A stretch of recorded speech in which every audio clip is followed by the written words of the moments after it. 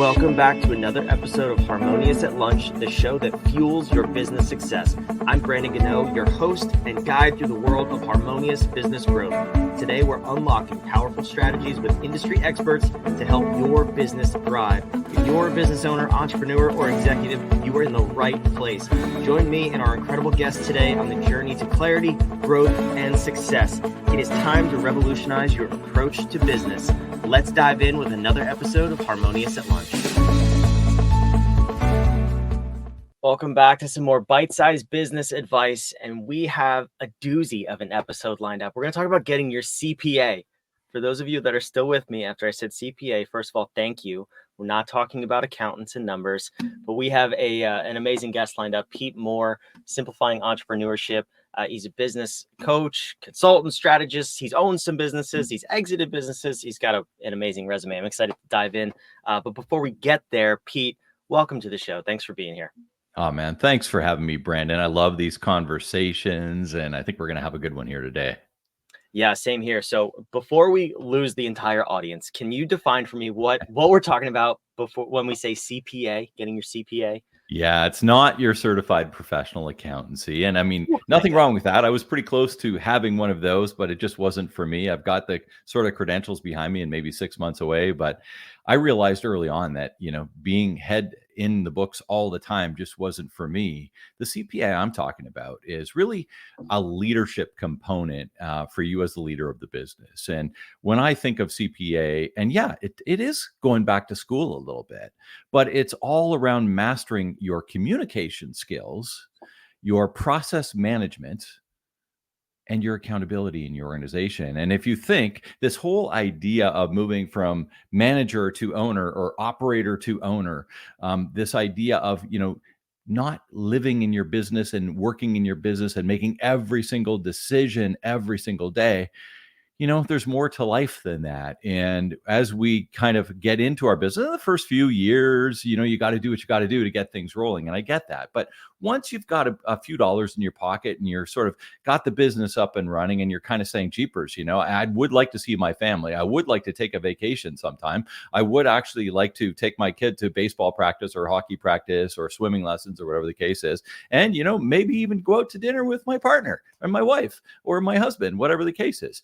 And it's all around this idea of your leadership and how you manage your business. And that's why I love this idea of constant and never-ending improvement on communication skills, process management, and accountability in your business. Yeah, I'm excited to unpack this because I hear all the time it's said as a joke, but when people say, oh, I want to go on vacation, and then the business owner or entrepreneur is like, what's a vacation? And I'm just like, oh, don't do that. Like, you're limiting yourself. There's more to life than running a business. It's my personal mission to create business owners, not business operators. That sounds like exactly what you're doing. So I'm excited to dive in here. But how do you start by understanding this CPA, this framework? Like, unpack this for me. When you encounter a business owner who is the center of their business, they're making the decisions, they're doing the day-to-day work, they're executing, where do you start to pull them out of that trap? Well, it's an interesting thing, Brandon.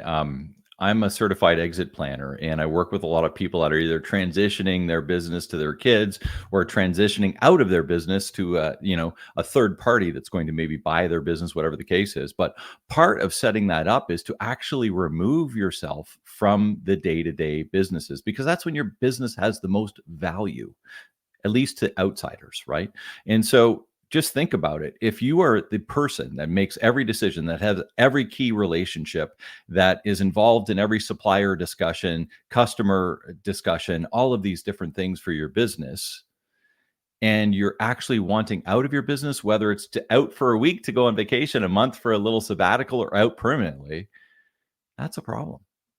And so when we think about the idea around process management, it's like, let's get into your business. And when I look at exit strategies, whether you're exiting for that week, the month, or for permanently, the idea around that is that you can align your process management, which a lot of business owners, well, for those of you who are watching the video, you can see I don't have much hair because, like, for the first 10 years, I was pulling it all out, 30 years later in business. But from that perspective, it's like, I've got things rolling now that my process is really good. We own some retail stores, and I work in my retail stores about 1 day a week. And the rest of the time I coach other people because I've got my business running on rails. I've got process in place. I've got accountability structures in place so that business decisions are being made without me every day. And in fact, almost I don't need to be in the business almost at all unless I really kind of want to be. And so once you get your business through that and communication happens continuously within our leadership group and within the rest of our business. And that's what I try and help other business owners too, because as we build communication, process, and accountability as leaders, everything seems to come together. And when it comes together, it's not only good for you, but it's good for your exit strategy. Because one thing, you will exit your business one day. So why not start preparing for it now? And I mean, ultimately, a lot of younger people in particular don't, yeah, I got lots of time, but there are things that happen, and I'll tell you a few of them. One, of course, the big one, death. But there's disability too. There's divorce that causes a lot of business exits. There's disagreements between partners that cause a lot of business exits, for one person, for both, for many. So if you don't start working through this stuff, the CPA, the communication process and accountability, that you align so that it can be transferred to whomever is going to run that business, whether it's your kid or whether it's somebody else along the way, you're not doing yourself justice and you're not building the most value within your business. Yeah, and one of the other things that I see a lot with clients or just generally people on the internet is, outside of all those factors, you also have the burnout that comes with Mm. being the center of decisions and the center of running your business. The Yeah. person that starts the business, the entrepreneur, the person that has that spirit, if you will, Mhm. they naturally don't want to be the person executing on running that business day to day. So it's inevitable. It's a matter of time before you get burned out. So if you don't remove yourself from the center of that operation, it's one of those things. It's either going to kill you or figuratively kill you with burnout. And I completely support this conversation, which is why it's so necessary to have. So before you have 10 laws of exiting your business, which I want to get to, but before we get there, one last question is, what do you get as the most common pushback from clients before you kind of dive into helping them get out of the operations? Like, are they emotionally or logically justifying themselves being in the center of the business? There's a few really interesting words that entrepreneurs use. And A when few? we think about when we How think much time about do we have? process and accountability, a lot of the times they'll say something like this: "Well, I just don't trust them to do it yet. I still need to make the decision." What that usually means is that um, it's not that they don't trust the person, because if they don't trust the person, that person shouldn't be working in their organization already. They use language as though I don't trust them to do it, but what they're really meaning is I don't trust the process. So when you think of it, it's not that they don't trust the person in most cases, it's that they don't trust the process. So that's where you've got to hone in the process. You've really got to dig down into the process management of that and make sure that you've honed it. It's out of your head, it's onto paper, it's onto video, it's onto audio, it's onto different ways so people that learn in different ways can absorb that information so they can take the action without your involvement. And that's what accountability is. And a lot of business owners don't even have a proper accountability chart, or some people use the word sort of organizational chart. I like the word accountability chart because it says what it is. It's not just here's your titles. This is what you are accountable for. And from that perspective, we go in, work through accountability charts, work through process management, align and assign the accountabilities to each of these people. And then you move from owning those up to the owner's board. And when you're in the owner's board, it becomes sort of, I call it from details to dashboard. So now I don't have to be marred down in the details of doing everything and making every decision in my business. I can look at it from a dashboard perspective, and I can be working in what I call my love it zone within the business. And by the way, so can the rest of my team. Because when you start aligning and assigning all that stuff, the real power is when all of your team is really working in their love it zone too. And everybody knows with clarity, that's the communication piece, what the process is and who's accountable for it. That's when, excuse my language, but that's when shit gets done. Absolutely. I'm curious, for you in your retail locations, you said you work about once a week, which is Yeah. awesome. Yeah. What are just what are some of the things in your love it zone? Like, what do you love doing in those businesses? Before I came on this call, I was in our store and I was doing a bunch of videos. And so I'm one of the people. Basically, I'm the front stage person. I call it front stage and backstage.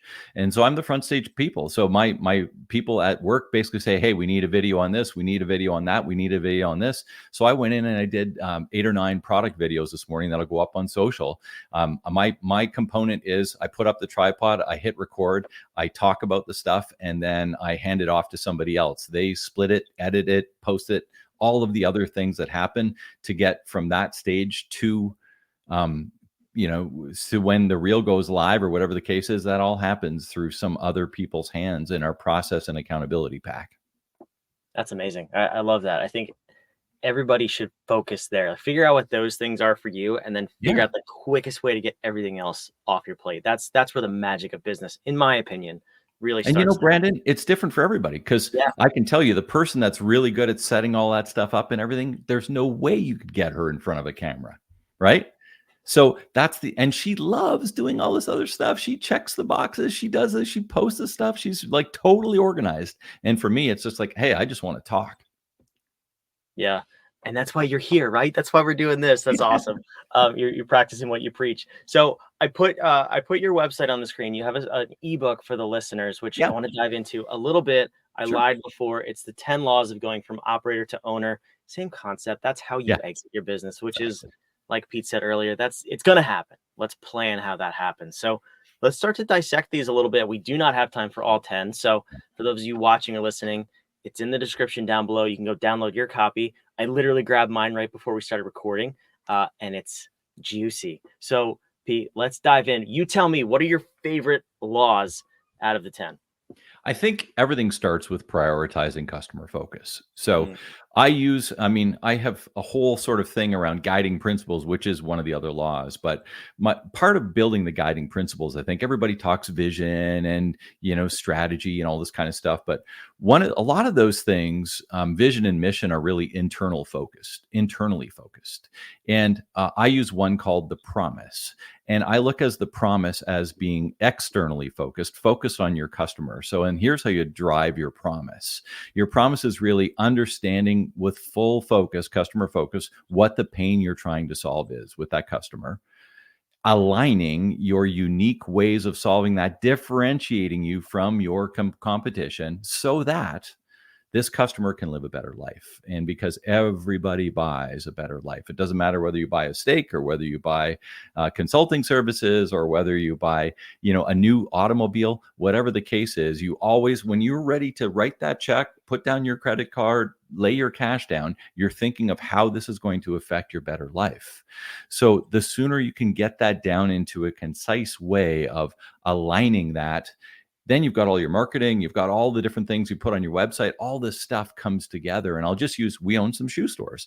So our promise at Shoetopia is called Look Great and Feel Fantastic. Pretty simple, but that's what you want. You want a simple promise that outlines what it is you do and what their benefit is. And then I've broken that down even into 12 letters. Well, actually 9, even more focused. And those 9 letters are ooh, ah, and aha. And if you think of look great, it's like looking in the mirror. Ooh, I look pretty good. Ah is close your eyes with that pair of shoes on. It's like, ah, those feel fantastic. Aha is I finally found the perfect pair, something that looks great and feels fantastic. I never thought that was the case. I always thought it was or, right? So try to think of your product and service, and I'm talking to you, the listener, and try to lay it out in feelings, in words, simplify it, and keep the customer at the very front edge of that because that's what's going to drive the cash into your till. We could nerd out on this for the next 45 minutes because this is my jam. Yeah. We work with our clients all the time with strategic planning, and Yeah. what we always find is if it's a new client, we have to completely revise their mission, vision, and core Oh, values yeah. because of exactly what you said. They're all internally focused, and customers don't care. We don't even know who we're serving. We just know it's benefiting us. So we flip it around. We serve the customer. And what I loved about yours that I just want to point out for the listener, one word: feel. You Yeah, tapped into the customer's emotion after working with you, which is exactly. so, so powerful. I'm sure, I mean, we could speak to for hours what that does for your staff. Like, I want to ask you that actually, because I'm so curious. How does your staff show up and work with customers because of that one word? Well, I think, part of another law is cultivate your leadership skills, and another one's, having good teams and stuff like that. But this idea of creating the culture, right? And when everybody lives the promise at your business, when your promise is properly communicated and there's process around it, and I build models called the heart models for different businesses that we work with, and the heart, at the center of the model is your promise, and you're building your structure and your process around that so that it all pulls everybody into that feeling at the very center of the heart. And, if your team isn't aligned with that, it's pretty simple to tell, because they know it and you know it, and they probably won't last that long because they're just not in alignment with the culture. And from that perspective, we lead with the promise. So we talk about it in the interview process. We ask questions on how they would live that in the interview process. We follow up with that in our regular rhythm of sort of quarterly chats with our team, along with every day, of course. But, all of these different things bleed into the fact that we need to live at the very heart and center of our business. And I'm not all for this idea that the customer's always right, but we always want to deliver our promise to our customer. That's for sure. Absolutely, that's huge. And just having that same unified direction as a company Yeah. is more powerful than almost anything else, because most companies just they exist and there's no direction, there's no unification of the team. It's wild what goes on out there in business, but that Brandon, is not the case here. I think you still need to have, like, I suggest still having the vision and mission, but I just look at those as truly internal documents. We bring them up in our monthly meetings. We bring them up, all the stuff internally, but the promise is the one you shout out to the world. Right. Yeah. No, it's important because that's what your customers are going to feel, or at Yeah, least that's the goal of what they should feel with working with you. But for if you sure. haven't identified that, how does your team know? Still, like, Yeah. even if you have those internal documents and they don't specify what the promise is, they don't know if they've won on a day-to-day basis. That when they're working with your customers, yeah, I don't know. Did they feel that promise come through? Did I deliver on the promise for them? And you see that in your testimonials and in reviews too. So it becomes a very clear scorecard, which I love that it's still externally focused. That's Yeah. the way it should be. So, Pete, like I said, we don't have time to dive into all 10 laws. That's why you, the listener, grab it. It's on the screen. It's in the show notes. Go download the ebook. But Pete, one last question before we wrap up this episode. In regards to the 10 laws, what's the one thing, if you had to pick, that holds business owners back from becoming a true owner of their business? Is it a mindset? Is it the process? Is it the accountability? Where do you find is that biggest holdup, that if people just listen to this episode and did one thing, they could make a difference in getting closer to ownership? Well, there are a couple, really. But I think it really revolves around the fact that most small business owners started off making all the decisions because they had to. Because maybe they didn't have the deepest pockets. Maybe they just had to get in there and do it, and that's a very, very common thing, and we get habitualized into making the decisions, right? Like every other habit that we build in our lives as leaders and as people. But the thing is, if you've got down this path and making every decision and you haven't been able to overcome releasing accountability, think about this. Think about that idea of trust. Because if you're saying to yourself and using language like, I don't trust them to do it yet, what's holding you back? And it's usually not, and people always say, oh, they just don't want to give up their power and stuff like that. But it's not always the case. I find it's just that they haven't prepared properly through their process management. That's the whole idea of the communication process and accountability, to feel comfortable enough to align and assign the accountability to somebody else. And as soon as you start doing that, it's like a light turned on, and it's like, oh, what else can I hand off? Oh, what else can I hand off? And we get really sort of excited about the fact that people are doing things without us, and we can, move the ball here. So, it's a really interesting thing. But I think this idea here is to get started with accountability hone your process, communicate with clarity all the things you need to do so that things can happen without you and you can be more free. Get your CPA. It's that easy. I That's love it. it. Pete, thank you so much for coming. This has been a great episode that a lot of people need to hear. So thank you. Awesome. Thanks for having me. And for you watching, listening, wherever you are, make sure you subscribe. Before you subscribe, though, download the 10 laws. Why do I have to tell you 3 times? Come on, just go to the website, download Pete's 10 laws, and go from operator to owner. I promise you the freedom on the other side is well worth the journey.